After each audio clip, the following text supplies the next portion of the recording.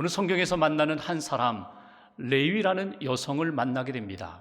레아라는 여성을 만나게 됩니다. 이 레아라는 여성은 상처를 안고 있는 여성입니다. 그런데 하나님의 은혜 가운데 별처럼 빛나는 인생, 상처가 있었지만 오히려 그 상처를 하나님의 은혜로 소화하면서 진주 보석 같은 그런 인생으로 산 여성이 바로 레아입니다. 우리가 창세기를 읽어온 것처럼 레아가 누구입니까? 야곱의 외삼촌인 라반의 큰딸입니다. 어느 날 자기 집에 야곱이라는 청년이 찾아왔습니다. 그리고 열심히 일을 합니다. 그런데 이 언니인 레아 자기를 주목하지 않고 동생인 라헬만 바라봅니다. 라헬이 더 예뻤다고 성경은 기록하고 있습니다. 그리고 라헬과 결혼하기 위하여 7년 동안 머슴살이를 하겠다는 것입니다. 7년이 지났습니다. 이제 라헬과 결혼할 때가 되었는데 어느 날 아버지가 라반이 이 레아를 불러서 이야기합니다. 네가 동생 대신에 들어가라. 네가 신부가 되라는 것입니다. 야곱의 아내가 되라는 것입니다. 이 엄청난 일에 아버지 말대로 들어갔습니다. 결혼한 다음 날 눈을 뜬 야곱이 소리를 지릅니다. 화를 냅니다. 나는 라헬을 위하여 일을 했고 라헬을 사랑해서 결혼했는데 언니 레아가 웬 말이냐고 아버지에게 따지고 또 레아에게 따졌습니다. 우리 지방에는 그런 법이 없다. 언니가 있는데 언니 제키고 동생 먼저 결혼하는 법이 없다. 다시 라헬과 결혼하기 위하여 7년 동안 일하라고. 그래서 7일을 기다려서 다시금 라헬을 아내로 맞이했습니다. 아내가 둘이 되었습니다. 야곱의 두 아내 레아와 라헬.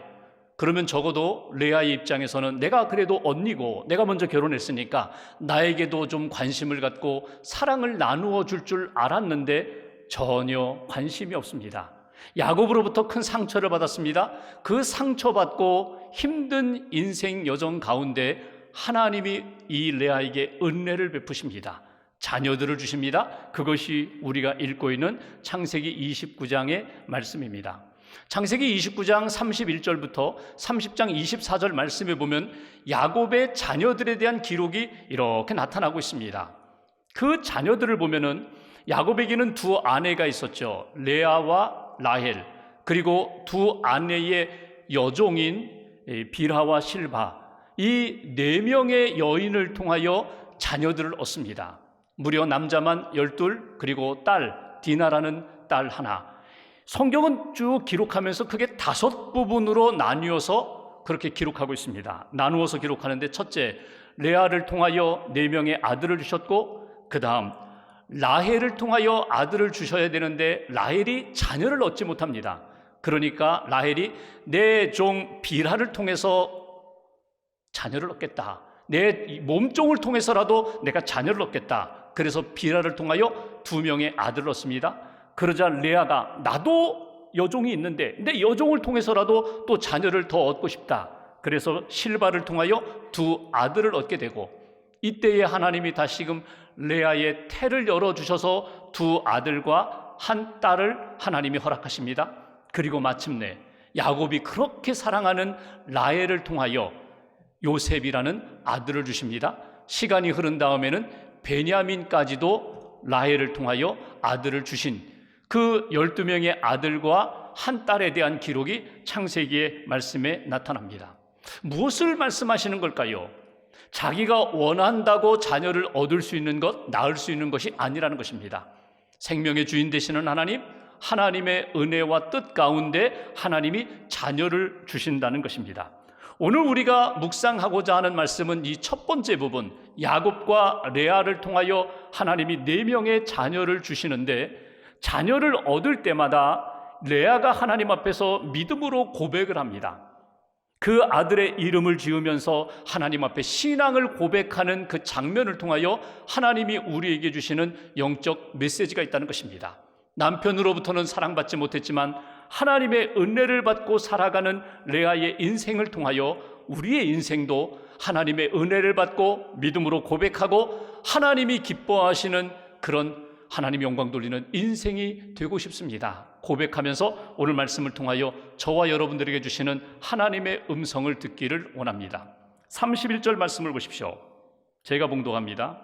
여호와께서 레아가 사랑받지 못함을 보시고 그의 태를 여셨으나 라헬은 자녀가 없었더라. 여기 주목할 구절이 레아가 사랑받지 못했다. 누구의 사랑을 받지 못했다는 것입니까? 자기 남편 야곱의 사랑을 받지 못했다는 것입니다. 우리말 성경에는 사랑받지 못했다라고 번역을 했지만 원문을 보면은 아주 더 강한 표현입니다. 야곱이 미워했다는 표현입니다. 야곱이 가증스럽게 여겼다는 것입니다. 그도 그럴 것이 내가 7년 동안 열심히 일을 해서 결혼을 했는데 나는 라헬과 부부가 되어서 사는 것을 꿈꾸었는데 레아가 들어왔다는 것입니다. 레아를 볼 때 곱지 않습니다. 너도 내 아버지와 똑같다. 나를 속였다. 가증스럽다. 눈길 주지 않습니다. 마음 주지 않습니다. 사랑하지 않습니다. 이 모습을 누가 보셨다고요? 31절 앞부분에 여호와께서 레아가 사랑받지 못함을 보셨다. 하나님이 보셨다는 것입니다. 사람은 자기를 보지 않는데, 자기 남편도 자기를 보지 않는데 하나님이 내가 고통 가운데 힘든 시간, 미움받고 있는 그 삶의 모습을 하나님이 보셨다는 것입니다. 하나님이 레아의 태를 열어주셨습니다. 32절 함께 봉독합니다. 레아가 임신하여 아들을 낳고 그 이름을 르우벤이라 하여 이르되 여호와께서 나의 괴로움을 돌보셨으니 이제는 내 남편이 나를 사랑하리로다 하였더라. 아멘. 여기 보시면 나의 괴로움을 돌보셨으니 하나님께서 여호와께서 나의 괴로움을 돌보셨다. 이 표현도 하나님이 보셨다는 그 표현입니다. 여기 레아가 고통 가운데 그가 받은 은혜가 있습니다. 깨달음이 있습니다. 그것은 뭐냐면 남편도 나를 보지 않는 불쌍한 인생인데 하나님이 나를 보셨다는 것입니다. 하나님이 나를 돌보셨다는 것입니다. 그래서 아들 이름을 르우벤이라고 하나님이 보셨다고 그렇게 이름을 지으면서 하나님 앞에 믿음으로 고백하는 것을 우리는 볼 수 있습니다. 여기에서 우리에게 주시는 첫 번째 메시지가 있습니다. 하나님은 레아가 고통 가운데 있을 때, 눈물 가운데 있을 때 그 눈물과 고통을 보셨던 것처럼 오늘 나의 괴로움, 나의 눈물, 나의 고통을 하나님은 보신다는 것입니다. 보고 계신다는 것입니다. 하나님이 나의 괴로움을 보신다는 이 표현은 무엇입니까? 나를 알고 계신다는 것입니다. 나를 이해한다는 것입니다. 그러니까 내가 얼마나 힘든 시간을 보내고 있는지, 사람들은 나의 겉모습만 보지만 하나님은 내 마음속에 있는 눈물도 아픔도 고통도 다 보고 계신다, 알고 계신다, 이해하고 계신다. 이것이 오늘 우리에게 주시는 메시지입니다. 아들을 낳고 르우벤, 보라 아들이다, 이렇게 마치 기뻐하며 자랑하듯이 외쳤지만 사실 이것은 레아의 신앙 고백입니다. 보라 아들이다. 그 표현이 무엇입니까? 보십시오, 내가 아들을 낳았습니다. 보십시오, 내가 아들을 낳았습니다. 영적으로 의미를 해석한다면 이렇게 해석할 수 있습니다.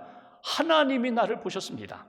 남편인 야곱도 나를 돌아보지 않는, 전혀 거들떠보지도 않는 그런 상황에 하나님이 나를 보시고 나에게 아들을 주셨습니다. 너무나 감사함으로 하나님 앞에 고백하는 신앙 고백입니다. 그만큼 레아는 자기 남편이 자기를 주목하지 않자 하나님을 바라보고 하나님을 의지했다는 그런 표현이기도 합니다. 여러분, 하나님이 이 땅에 많은 사람들을 다 굽어 살펴보고 계십니다. 특별히 하나님이 주목하는 사람이 있습니다. 고통 가운데 있는 사람, 신음하는 사람, 사람들로 인하여 힘든 시간을 보내는 인생과 삶의 모습을 하나님은 주목하십니다. 세상 사람들은 무엇인가 나에게 도움이 되고 힘이 될 만한 그런 사람들을 찾고 그런 사람들을 주목하지만 하나님은 특별히 하나님을 향하여 울부짖는 사람, 탄식하면서 하나님만 의지하고자 하는 그런 인생에 대하여 하나님은 주목하신다는 것입니다. 그 하나님의 관심, 나를 바라보고 계시는 하나님, 내가 얼마나 힘든지 아픈지 하나님이 나를 보고 계신다, 그 생각만 해도 내 마음에 얼마나 큰 위로와 평안과 힘이 되는지 모릅니다. 성경을 보시면 다윗의 인생을 보십시오. 그는 얼마나 파란만장한 인생을 살았습니까? 목동으로부터 시작해서 왕의 자리에 오르기까지, 왕으로 기름 부음 받으면서도 나중에 10년 동안 도망 다니고 사울 왕으로 인하여 어려움을 겪다가 다시금 하나님의 은혜 가운데 회복된 그 다윗의 인생은 너무나 파란만장했습니다. 그런데 그가 승승장구할 때에 골리앗을 무너뜨리고 그가 많은 사람들로부터 찬송을 받고 영광을 받는 그때에 하나님이 다윗을 더 주목하신 것이 아니라 그가 도망 다닐 때에, 억울한 일을 겪을 때에, 그가 힘든 그런 인생을 살아갈 때 하나님은 그를 더 주목하셨던 것을 우리는 성경에서 볼 수 있습니다. 다윗이 시편 139편 1절 2절에 그는 이렇게 고백을 합니다. 여호와여, 주께서 나를 살펴보셨으므로 나를 아시나이다. 주께서 내가 앉고 일어섬을 아시고 멀리서도 나의 생각을 밝히 아십니다. 하나님 나를 보고 계십니다. 하나님 나를 알고 계십니다. 나의 현재와 나의 미래까지도, 나의 과거와 내 속에 있는 그 본성까지도 모든 것을 보고 아시는 하나님 앞에 저는 감출 것이 없습니다. 하나님이 다 아십니다. 하나님이 다 이해하십니다. 하나님이 나를 가까이에서 붙들어 주실 줄 믿습니다. 인도해 주실 줄 믿습니다. 고난과 슬픔의 여정을 보내는 그런 심령이 있다면 오늘 레아가 하나님 앞에서 루벤, 보라 아들이다. 하나님 나를 보셨습니다. 하나님 내게 이런 선물을 주셨습니다. 하나님의 은혜 가운데 내가 다시 한번 용기를 가지고 소망을 가지고 일어서겠습니다. 레아의 신앙 고백이 저와 여러분들의 신앙 고백으로 다시 한번 회복되기를 주님의 이름으로 기원합니다. 두 번째 33절 말씀 보십시오.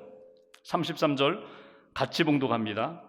그가 다시 임신하여 아들을 낳고 이르되 여호와께서 내가 사랑받지 못함을 들으셨으므로 내게 이 아들도 주셨도다 하고 그의 이름을 시므온이라 하였으며. 아멘. 여기 보시면 주목할 구절이 여호와께서 내가 사랑받지 못함을 들으셨다. 사랑받지 못함을 들으셨다. 아들을 낳았어요. 보라 아들이다. 나 아들 낳았어. 루벤 아들 낳았어. 이렇게 자랑하는데 남편은 전혀 관심이 없어요. 사랑받고 싶은 마음이 아직도 뜨거운데 사랑받지 못해요. 그것으로 인하여 레아가 눈물을 흘립니다. 탄식합니다. 그 눈물과 탄식의 소리를 하나님이 들으셨다는 거예요. 그리고 아들을 주셨습니다. 그 아들의 이름, 여기 33절 앞부분 보십시오. 다시 임신하여 아들을 얻고 나서 그 이름을 시므온이라 하였다. 들으심, 하나님께서 들어주셨어요. 남편은 내 소리를 듣지 않는데 하나님이 내 소리를 들으셨어요. 하나님이 내게 응답해 주셨어요. 나를 위로해 주셨어요. 여기 두 번째 주시는 메시지, 하나님은 나의 울부짖음, 하나님은 나의 탄식, 하나님은 나의 부르짖음과 기도를 듣고 계십니다. 이것이 두 번째 주시는 메시지예요. 하나님이 들으신다는 의미는 무엇입니까? 응답하신다는 거예요. 내가 하나님 앞에 기도할 때 하나님은 외면하지 않으시고 반드시 듣고 응답해 주시는 하나님, 그 하나님을 나는 믿습니다. 이것이 오늘 레아의 신앙 고백입니다. 자기는 혼자 투덜거리면서, 자기는 혼자 탄식하면서 왜 남편이 나를 사랑하지 않을까? 왜 남편이 나를 바라보지 않을까? 내 소리에 귀를 기울이지 않을까? 이렇게 힘든 시간을 보내면서 울부짖었는데 하나님이 그 울부짖음을 들으셨다는 거예요. 여러분, 하나님이 주신 아들, 이 둘째 아들을 가슴에 품고 레아가 얼마나 감동했을까? 하나님이 내 기도 들으시네. 하나님과의 영적인 소통이, 하나님과의 영적인 대화가 시작되는 그런 모습을 우리는 만나게 됩니다. 하나님이 많은 소리를 들으세요. 세상에 많은 소리를 듣고 계세요. 특별히 우리 인생에 내 입에서 나오는 또는 내 마음에 울리는 많은 소리를 하나님이 듣고 계세요. 자랑하는 소리, 교만의 소리, 하나님 별로 관심 없습니다. 하나님이 관심 갖고 있는 소리는 내가 낮아져서 오직 하나님만 의지합니다. 하나님 도와주세요. 하나님 건져주세요. 나를 위로해 주세요. 하나님 회복시켜 주세요. 하나님 뜻 알려주세요. 하나님 뜻 가운데 믿음으로 걷게 해주세요. 기도하는 소리를 하나님은 귀 기울여 들으시고 우리에게 반드시 응답해 주신다는 것입니다. 여러분, 우리 인생 여정 가운데 뜻하지 않은 일을 만날 때에, 고난 가운데 있을 때, 슬픔 가운데 있을 때 반드시 하나님 앞에 엎드려 기도하십시오. 기도하는 것은요, 겸손해지는 것입니다. 부르짖는 것은 내가 하나님만 의지하겠습니다. 손들고 하나님의 은혜를 구하는 신앙의 자세입니다. 성경을 보시면 그런 사람들에게 반드시 하나님은 꼭 응답해 주셨습니다. 구약 성경에 나오는 한나를 보십시오. 결혼은 했는데 자녀가 없어요. 남편이 자기를 그렇게 사랑함에도 불구하고 자녀가 없자 분인나라는 여인을 얻게 됩니다. 그런데 분이 나는 자녀를 계속 잘 낳는 거예요. 한나의 마음이 너무 힘들었어요. 너무 서글펐어요. 그래서 성전에 나아가 하루는 눈물 콧물 흘리면서 하나님 앞에 통곡하며 기도합니다. 그 모습을 보고 엘리 제사장이 뭐라고 했어요? 너 너무 포도주 많이 먹었다, 술 취했다, 집에 돌아가라. 지금 한나가 통곡하는 소리를 엘리 제사장은 육신의 눈으로 바라보니까 술 취한 소리로 들려요. 그런데 하나님은 어떻게 들으셨다고요? 그 통곡의 소리를 하나님 앞에 부르짖는 기도의 소리로 들으셨다는 거예요. 그래서 어떻게 응답하십니까? 엘리 제사장을 통하여 말씀하십니다. 하나님이 내 기도 들어주셨다. 하나님이 내 마음 가운데 위로를 주신다. 평안히 돌아가라. 하나님이 반드시 응답해 주실 것이다. 하나님이 들으셨다라고 하니까 한나가 마음에 평안을 얻고 집에 돌아가서 임신을 합니다. 그래서 얻은 아들이 사무엘입니다. 하나님이 들으셨다라는 이름이에요. 하나님이 내 기도 들으셨어. 하나님이 내 기도 응답해 주셨어. 여러분, 한 개인만이 아니라 가정 공동체도 마찬가지고요, 민족 공동체도 마찬가지고요, 신앙 공동체, 교회 공동체도 마찬가지입니다. 한마음 한뜻이 되어서 하나님 앞에 부르짖고 기도할 때 하나님 결코 외면하지 않으십니다. 듣고 계시고 반드시 들으신 대로 하나님이 응답해 주시는 역사, 구원해 주시는 역사. 430년 애굽에서 종살이하던 그들이 너무나 힘드니까 마음을 다하여 믿음으로 하나님 앞에 부르짖을 때 하나님이 그 기도 들으시고 모세를 지도자로 보내셔서 이스라엘 백성들을 애굽에서 건져주시잖아요. 여러분, 5월 이 가정의 달에 여러분 가족 모두가 뜻을 합하여서 하나님 앞에 한마음 한뜻이 되어서 한번 부르짖어 기도해 보세요. 우리 가정의 문제, 자녀의 문제, 부부의 문제, 우리 삶에 있는 많은 문제들에 대하여 반드시 하나님이 응답해 주시는 그 응답을 체험하는 복된 한 달 되시기를 주님의 이름으로 기원합니다. 시편 118편 5절에 보면은 시편 저자는 이렇게 고백을 합니다. 내가 고통 중에 여호와께 부르짖었더니 여호와께서 응답하시고 나를 넓은 곳에 세우셨도다. 내가 고통 그 눈물의 골짜기를 지날 때에 하나님 앞에 부르짖었더니 응답하시고 나를 넓은 곳으로 인도하셔서 세워주셨다. 평안의 땅으로, 기쁨의 땅으로, 회복의 땅으로 인도하셔서 나를 세워주셨도다. 회복시켜 주셨도다. 응답해 주셨다는 거예요. 때로는 우리가 하나님 앞에 부르짖고 너무나 조급한 마음에 응답이 없다고 포기하고 낙심할 때가 많아요. 그렇지 않습니다. 즉각적으로 응답해 주시기도 하지만 때를 따라서 기다려야 할 때가 있고, 이제는 더 이상 하나님의 응답이 없는가 포기할 즈음에 하나님이 응답해 주시는 경우도 있어요. 욥기를 보십시오. 욥은요, 하루아침에 재산을 잃어요, 자녀를 잃어요, 건강을 잃어요, 친구들도 잃어요. 다 잃어버린 그때에 내가 왜 이런 고난을 받는지 이해를 하지 못했어요. 그가 하나님 앞에 부르짖습니다. 그러면서 하나님이 주시는 마음을 깨닫게 됩니다. 아, 하나님, 나의 인생을 정금과 같은 믿음의 인생으로 바꾸어 주시려나 보다. 하나님이 그렇게 인도하시는가 보다. 나중에 욥기 마지막에 보면은요, 하나님이 모든 것들을 다 하나씩 회복시켜 주시는 것을 보게 됩니다. 반드시 기도할 때에 하나님이 응답해 주심을 믿고 기다릴 줄 아는 믿음의 인생, 하나님의 역사에 대하여 기대하며 나아가는 저와 여러분 되시기를 주님의 이름으로 기원합니다. 세 번째로 34절 말씀을 보십시오. 제가 봉독합니다. 그가 또 임신하여 아들을 낳고 이르되 내가 그에게 새 아들을 낳았으니 내 남편이 지금부터 나와 연합하리로다 하고 그의 이름을 레위라 하였으며, 연합, 하나됨, 셋째 아들을 낳고 레위라고, 이 아들로 인하여 내 남편과 내가 이제는 하나가 될 것이라고 자신만만하게 그렇게 이름을 짓고 외쳤어요. 이런 것입니다. 이제는 새 아들을 낳았으니 나를 쫓아내겠어? 나를 버리겠어? 내 남편도 내게 돌아오리라. 나와 내 남편이 이제는 하나가 되리라. 그것이 오늘 이 레아의 이 희망사항이에요. 기대예요. 그런데 그 뜻대로 되지 않았어요. 남편이 새 아들을 낳았음에도 불구하고 레아에 대하여 전혀 관심이 없습니다. 마지막 35절 말씀 보십시오. 같이 봉독합니다.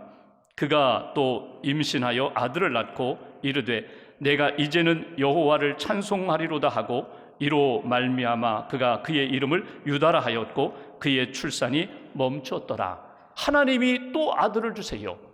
그 넷째 아들을 가슴에 품고 레아가 깨닫습니다. 아, 하나님의 은혜구나. 하나님이 나를 보시고 하나님이 나를 들으시고 하나님이 내 인생 가운데 끊임없이 이루어 가시는 하나님의 은혜가 있었구나 깨닫고 나니까 이 넷째 아들의 이름을 유다, 찬송이라고 부르게 됩니다. 이제부터는 나는 하나님을 찬양하겠습니다. 그 얘기는 무엇입니까?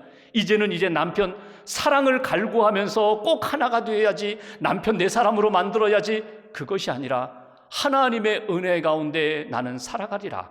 그렇게 하나님 앞에 찬송하고 보니까 여러분, 남편도 내 남편이 아니라 하나님이 주신 남편, 그래, 내 사람으로 만드는 것이 아니라 하나님이 내게 주신 사람이야. 자녀들도 마찬가지로 하나님이 내게 주신 선물로 주신 자녀들이야. 내 자식이 아니라 하나님이 기업으로 주신 자녀들이야. 믿음의 고백이 달라지고 그의 삶이 달라지는 것을 보게 됩니다. 여기에서 우리에게 주시는 세 번째 메시지가 있어요. 레아의 신앙 고백을 통하여 하나님은 나의 찬송, 하나님이 듣기를 원하시고 내가 찬송을 부를 때 하나님은 반드시 그 찬송에 합당한 삶으로 우리에게 복을 주신다는 거예요. 나의 찬송받기를 원하시는 하나님을 향하여 찬송할 때에 우리의 찬송을 받으실 뿐만 아니라 찬송에 합당한 복과 은혜로 채워주시는 하나님, 이것이 오늘 우리가 고백할 신앙 고백입니다. 여러분, 지금 상황이 바뀐 것 없어요. 여전히 남편이 자기를 관심 갖지 않아요. 그럼에도 불구하고 오늘 레아는 분명한 믿음의 고백이 있습니다. 상관없다는 거예요. 자식을 4, 5, 6, 7 낳아도 변함이 없을 거야. 중요한 것은 변치 않은 하나님이 나와 함께 하시고 내게 은혜를 부어주신다면 나는 그것으로 족합니다. 나는 하나님만 의지하겠습니다. 하나님만 바라보겠습니다. 하나님의 은혜 가운데 내 인생은 찬양하며 사는 그런 인생으로 살겠습니다. 이것이 오늘 레아가 하나님 앞에 고백하는 신앙 고백입니다. 여러분, 우리가 신앙생활하면서 특별히 어린이 주일을 맞이하여 자녀들을 돌아볼 때에 참 눈물 많이 나요. 왜 이렇게 안 살까? 왜 내 뜻대로 움직이지 않을까? 성장하지 않을까? 내 욕심에 따라서, 내 기대에 따라서 이렇게 해주었으면 좋겠는데 되지 않아서 너무나 힘들 때가 많아요. 근데 레아를 여러분 잘 보십시오. 하나님 앞에 맡기세요. 남편도 아내도 가족도 내 사람이라고 하는 그 사람들 모두 하나님 앞에 맡기세요. 내게 주신 사람들, 나는 이 사람을 품고 기도하면서 하나님만 바라보고 하나님께만 찬양을 올리겠습니다. 하나님 찬양할 때에 하나님 그 찬양을 받으시고 레아의 후손들에게 하나님이 어떻게 복을 주셨을까요? 레위의 후손 가운데 모세를 주셨고요, 유다의 후손 가운데 다윗과 왕들을 주셨고요, 우리의 구원자 메시아인 예수 그리스도를 허락하신 것을 봅니다. 당장 내 눈 앞에서는 이루어지지 않았어요. 그러나 찬양하며 믿음으로 사는 인생 가운데 하나님이 때를 따라 그의 후손들에게 복을 주셨던 것을 우리는 놓치지 말아야 합니다. CCC 한국 대학생 총재를 지내셨던 김준근 목사님의 그 글을 보면은 이런 얘기가 나와요. 본인이 젊은 시절에 그 문준경 전도사님을 따라다니면서 도왔던 일이 있는데 병든 자를 고칠 때에 놀라운 일들이 많이 일어났어요.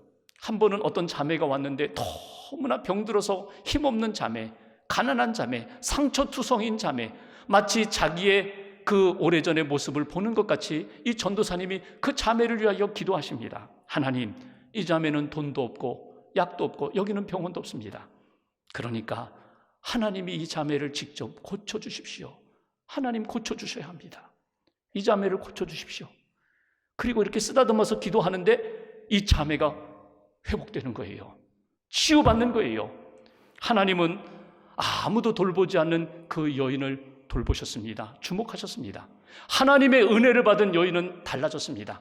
나는 오직 하나님만 찬양하겠습니다. 하나님만 붙잡겠습니다. 하나님만 의지하는 믿음의 인생으로 바뀌어가는 모습을 보면서 5월 가정의 달에 저와 여러분의 인생이, 저와 여러분의 가정이 그런 인생으로 바뀌어지기를 주님의 이름으로 기원합니다.